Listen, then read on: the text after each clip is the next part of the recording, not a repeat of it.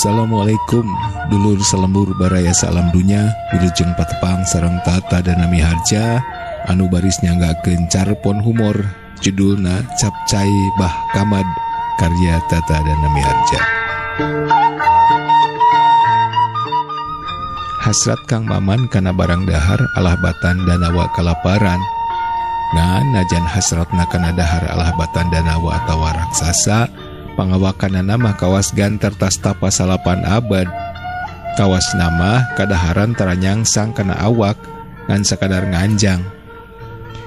Kangaranan jalma kalaparan mah tara aya basa ngeragangan. Segala kadaharan hayang kaasaan. Parasmanan ngacak kamana-mana. Ngahanca alas tara asa-asa. Sabab hayang kaasaan sadaya.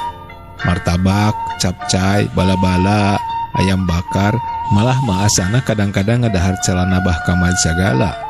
Nah, pan aya sasakalana. Basa Kang Maman ngasaan capcay, karasana asa radak-karadak sarta nyangsang na alat barang daharna. Kang Maman calawak sabab rasana rada pahang. Panasaran, Kang Maman nanya ke Bah Kamad, "Bah, nanya capcay rasana asa pahang?" Bah Kamad kalah ngagak-gak.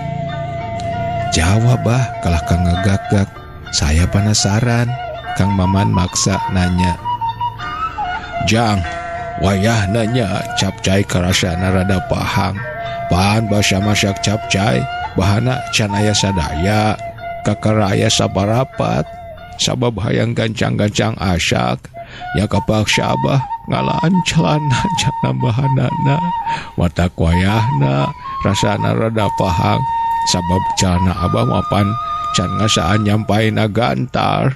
Jawab Bah Kamad rada asa-asa. Kang Maman ngedadak hayang ngalabrak Bah Kamad. Ngan hanjakal awakna karasana nahnai. Kang Maman kalah kanyang saya, bahamna calawak. Manahna ngarasa hanjakal ngadahar capcay calana. Calana Bah Kamad malah bangkawarah. Caga, hatur nuhun tata dan miharja pamit permios.